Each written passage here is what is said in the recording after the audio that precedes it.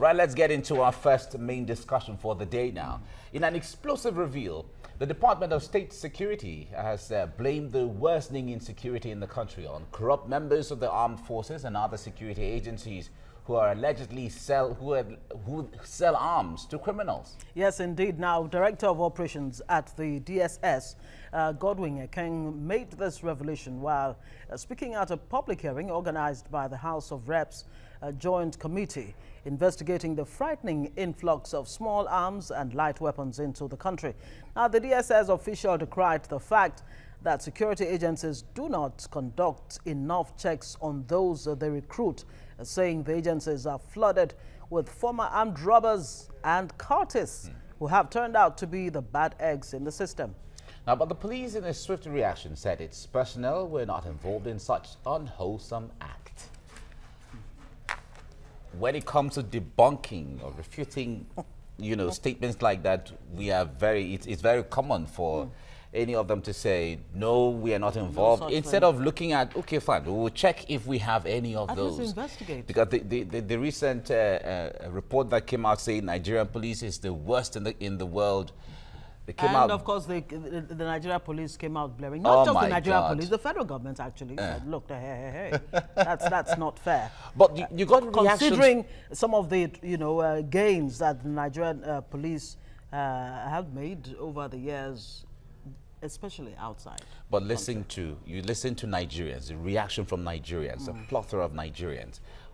Close to 80% of all the reactions from Nigerians said, no, the police is actually not as good as they say. Well, we still have Charles Ideho with us in the studio. We'll be talking about this issue. Now, Charles, let's get into this issue now proper. Now, when they say the arms, DSS came out to say it is true that arms have been sold to criminals from within the military, within the security personnel and all of that. How frightening is this situation in the first place?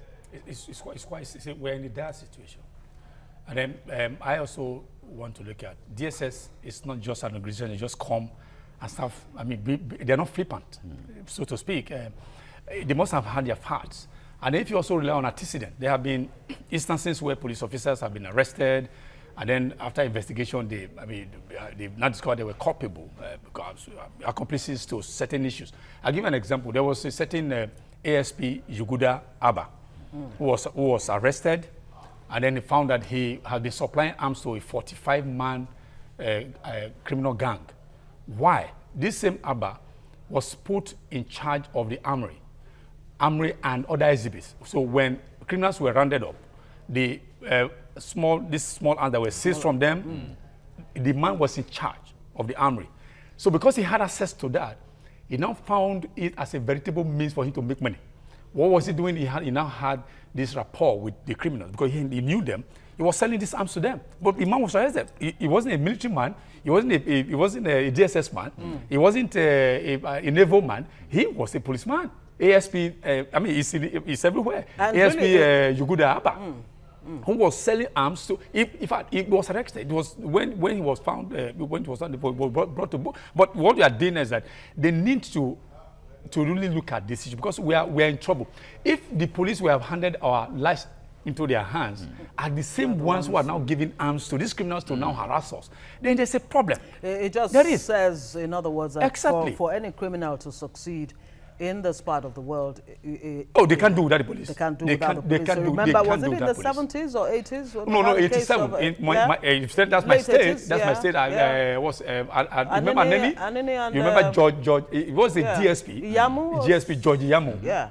My memory serves me right. Who was selling arms, who was aiding them. And there was a myth that these people had disappearing. Exactly. Because they were disappearing and Mono Sumbo and Aneni. Exactly. And then he was so elusive. Exactly, because you know what? They had the backing of this powerful man. So in most cases, this Abba I mentioned, but said when criminals would be arrested, because he was so powerful, he was always making sure they were released.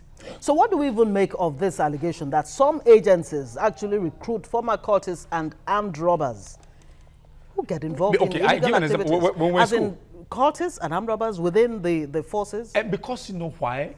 The method of recruitment is also faulty. Yeah. Because even the Holy Book says if the foundation be destroyed, the righteous are helpless. It's the same thing.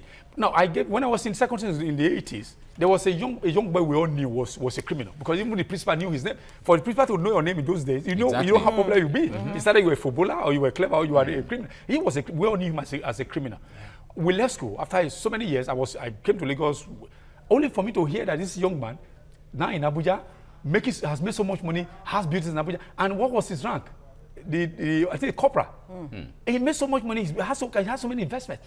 How was it possible? Because this was the criminal who was taken to the police. He was recruited to the police, and it's like you're giving a criminal a direct access to the arms. Exactly, that's what it means. Yeah. So we must look at the recruitment, because it's garbage in, garbage out.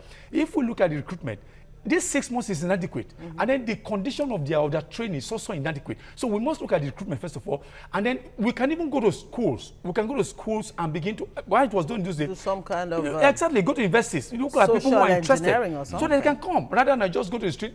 Now, police force is like an agency for dropouts, and for that's how it has turned out. Yeah. Sadly. So. Okay. Well, at this sitting, they pointed out the fact that funding border patrol personnel was lacking, electronic manning and deployment of cameras, borders, and review of crisis management suggested. Those were some of the issues raised at that sitting. And of course, that the fact again that only 97 border posts are approved in the country, yet over 1,000 illegal entry points exist. Over 1,000. Over 1,000, because Nigeria is a very vast country. How do you man America, are we as big as America? But how does America man its borders? That's the question. See, the thing is that we need to look where we are going. The border has become a global village. We can copy and paste. Yeah. It's allowed. What we need to do, exactly. Rightly. What we need to do is to interface with these countries that have had successes over the years on border patrols and so on, and learn from them. We may not do everything the way, but we can look at our peculiar situation. Exactly, we can do that. So what we need to do is we'll be looking at how America and other big countries, how they have successfully manned their borders. We can come from that and bring that back up. All the things that we are all modeling, every year monies are voted, appropriations are made, and it goes to. Yeah, and you keep hearing these people say, the equipment they are talking about now, most of them go to okay. But when you hear the budget allocated to this, I was in Togo recently. Yeah. We had a holiday in Lome. When we were passing the border, I said, because they didn't know I was journalist, I was looking at what was happening there. Even openly, they were doing certain things that were against the law. But what can we do? All right, now going back to the recruitment she talked about earlier on of cultists, and according to the allegation by the DSS. Now, when we don't even have data, proper data and proper statistics, if you're going to recruit someone who is an expert, I don't know who he is. How do you have information on them? Okay, when we talk about data, first of all, we have too many identity windows. We need to close them. As I speak now, I have my driver's license. It's different? It's different. I have my international passport. I have my ATM. I have BVN. Now, I just applied now for my national ID card. What the government needs to do, we can close all of them and make it just a single one. All these data, you can even work with the telecom, because telecom companies, they've done quite well. We get, or even the BVM, we can assess this information and then channel them to the National Identity and Management Company. Exactly. So that wherever, if you punch a button, Mike or Coach, it tells you everything about them comes out. But wow, if somebody is apprehended here because of maybe traffic violations, his license is seized, he goes to Jigawa, he gets another one. It's a fresh one. So, because if we need to do that, even now, federal government is doing this issue of the national identity. People who have registered, who have applied since 2011, have not got their ID. So that's also a problem. So what we need to close, first of all, these windows. There are too many, so that it will be properly managed. When you punch a button, the thing goes into a single server where you can access the information about the particular person. But now all I do is you access for the telecoms, you access for BVN, that is too chaotic.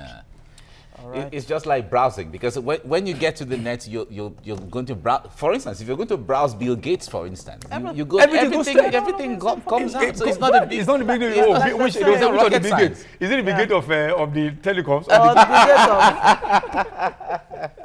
All right, Charles Ideho, we have to leave it there. Thank you so much for your time. Thank you very much for coming. Thank you.